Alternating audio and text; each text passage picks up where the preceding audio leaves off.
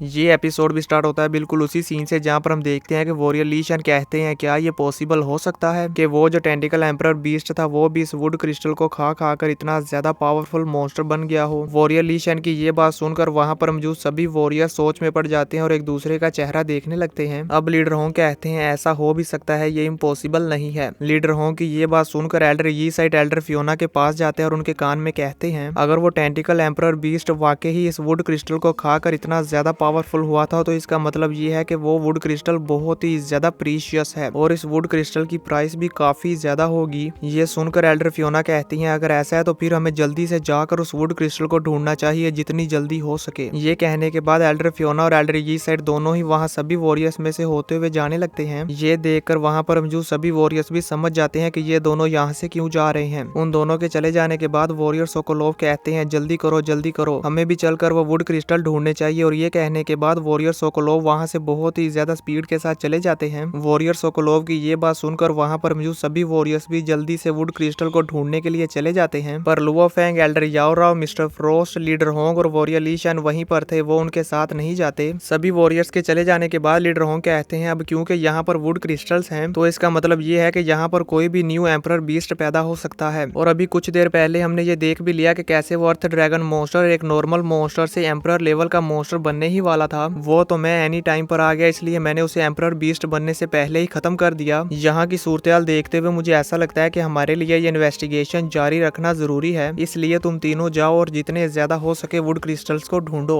Leader Hong की ये बात सुनते ही Elder Yao Rao, Elder frost और लुओ फेंग तीनों ही वहाँ से वुड क्रिस्टल्स को ढूंढने के लिए चले जाते हैं। उन तीनों के वहाँ से जाने के बाद वॉरियर ली शन लीडर होंग के पास आते हैं और कहते हैं ब्रदर होंग हमें अभी के लिए एलियन सिविलाइजेशन के बारे में भूल जाना चाहिए और जितने ज्यादा हो सके इन वुड क्रिस्टल्स को ढूंढना चाहिए। क्या आपको नहीं लगता कि आपने उस एशियन वॉरियर को जो वुड क्रिस्टल दिया है उसके लिए उस वुड क्रिस्टल को संभाल पाना काफी ज्यादा मुश्किल है? मुझे ऐसा इसलिए लगता है क्योंकि उस एशियन वॉरियर की पावर और स्ट्रेंथ सिर्फ वार गॉड लेवल की है और उसके लिए उस वुड क्रिस्टल को सेफ रख पाना बिल्कुल इम्पॉसिबल है। मैं जो सोच रहा हूँ क्या ये बिल्कुल सही है? वॉरियर ली शन की ये बात सुनकर लीडर होंग कहते हैं यहाँ पर मौजूद सभी वॉरियर्स ने उस वुड क्रिस्टल की पावर को टेस्ट कर लिया है और वो सभी जानते हैं कि वो वुड क्रिस्टल कितना ज्यादा इफेक्टिव है। इसीलिए मुझे डर है कि उस वुड क्रिस्टल को लेकर सभी वॉरियर्स के मन में अपने अपने प्लान्स होंगे। इस वुड क्रिस्टल को लेकर जो बैटल होने वाली है मुझे नहीं लगता कि हम इस बैटल को अवॉइड कर सकते हैं। ये बैटल तो होकर ही रहेगी, फिर चाहे हम इसे जितनी भी रोकने की कोशिश कर लें। व्यू चेंज होता है और हम Elder Yao Rao, Luo Feng और वॉरियर फ्रोस्ट को देखते हैं जो कि बड़ी ही स्पीड के साथ वुड क्रिस्टल्स को ढूंढ रहे थे। तभी अचानक से वॉरियर फ्रोस्ट को लीडर होंग की कॉल आती है तो वो कॉल पिक करते हैं। लीडर होंग वॉरियर फ्रोस्ट से कहते हैं मैं तुम्हें कुछ बताना चाहता हूँ, इसलिए पहले तुम चेक करो कि कोई वॉरियर तुम्हारे आसपास तो नहीं है जो कि हमारी बातें सुन ले। ये सुनकर वॉरियर फ्रोस्ट फेंग को इशारा करते हैं कि अपनी मेंटल स्ट्रेंथ को यूज करते हुए अपने आसपास चेक करो कि कहीं कोई वॉरियर तो नहीं है जो कि चुप कर हमारी बातें सुन रहा हो। वॉरियर फ्रोस्ट की ये बात सुनकर फेंग अपनी मेंटल पावर को यूज करते हुए अपने आसपास का सारा एरिया स्कैन करता है तो उसे वहाँ पर कोई भी वॉरियर नहीं मिलता, इसलिए वो वॉरियर फ्रोस्ट को बता देता है। वॉरियर फ्रोस्ट लीडर होंग से कहते हैं हमारे आसपास कोई भी वॉरियर नहीं है, आप हमें बताएं कि क्या बात है। लीडर होंग कहते हैं पहले यहाँ पर काफी सारे वॉरियर्स थे, इसलिए मैं उन सब के होते हुए तुम लोगों को ये बात नहीं बता सकता था। मैं तुम लोगों को ये बताना चाहता हूँ कि ये जो वुड क्रिस्टल है ये हमारी अर्थ का ऑब्जेक्ट नहीं है, ये वुड क्रिस्टल एलियन सिविलाइजेशन का ऑब्जेक्ट है। और अब क्योंकि ये हमें मिस्ट आइलैंड पर मिल रहे हैं तो इसका मतलब ये है कि मुझे जिस बात का डर था वो कंफर्म हो गई है। लीडर होंग की ये बात सुनकर फेंग अपने मन में सोचता है कि मुझे जो एंशिएंट सिविलाइजेशन रूइंस नंबर 9 में वो क्रिस्टल मैन मिला था उसने भी मुझे यही बताया था कि ये जो इतने ज्यादा प्रीशियस रेलिक होते हैं ये एलियन सिविलाइजेशन की तरफ से अर्थ पर मौजूद वॉरियर्स को टेस्ट करने के लिए बनाए जाते हैं जो कि मीटियोराइट स्टार वाले बनाते हैं। लेकिन उस क्रिस्टल मैन के अकॉर्डिंग मीटियोराइट स्टार वाले तो काफी देर से अर्थ से बहुत ही दूर चले गए हैं, तो इसका मतलब ये है कि ये जो हमें मिस्ट आइलैंड पर इतने सारे ट्रेजर्स मिल रहे हैं इसे देखते हुए ऐसा लगता है कि यहाँ पर कोई एक्टिव एलियन सिविलाइजेशन जरूर है। अब लीडर होंग कहते हैं वो जो वुड क्रिस्टल है वो किसी भी वॉरियर की स्ट्रेंथ बढ़ाने के लिए बहुत ही ज्यादा प्रीशियस ट्रेजर है, पर अभी भी हमें ये नहीं मालूम कि ये जो वुड क्रिस्टल है वो एलियन सिविलाइजेशन ने जानबूझकर यहाँ पर रखे हैं या नहीं, या फिर इसके पीछे उनका कोई और ही प्लान है। हमें इसके बारे में मालूम करना होगा। लीडर होंग की ये बात सुनकर फेंग कहता है क्या ये हो सकता है कि उस एलियन सिविलाइजेशन ने अर्थ के सभी वॉरियर्स को अट्रैक्ट करके यहाँ पर इकट्ठा करने के लिए ये वुड क्रिस्टल रखे हों ताकि अर्थ के सभी वॉरियर्स यहाँ पर आ जाएं और ये एलियन सिविलाइजेशन हम सबको पकड़ लें। फेंग की ये बात सुनकर एल्डर फ्रोस्ट कहते हैं ये जरूरी नहीं जैसा हम सोच रहे हैं वैसा ही हो, क्या पता ये सब करने के पीछे उनका कोई और मकसद हो। और वैसे भी इस वुड क्रिस्टल की वैल्यू बहुत ही ज्यादा है, ये किसी स्टार ट्रैवलर के वॉरियर के लिए भी बहुत ही ज्यादा खास ट्रेजर है। क्या पता एलियन सिविलाइजेशन इसे किस मकसद के लिए इस्तेमाल कर रही है। एल्डर फ्रोस्ट की ये बात सुनकर लीडर होंग कहते हैं, तुम ठीक कह रहे हो। इन्हीं सब बातों के बारे में सोचकर मैं ये सोचने लगा हूँ कि ये एलियन सिविलाइजेशन हमारी अर्थ के लिए डेंजरस है या नहीं।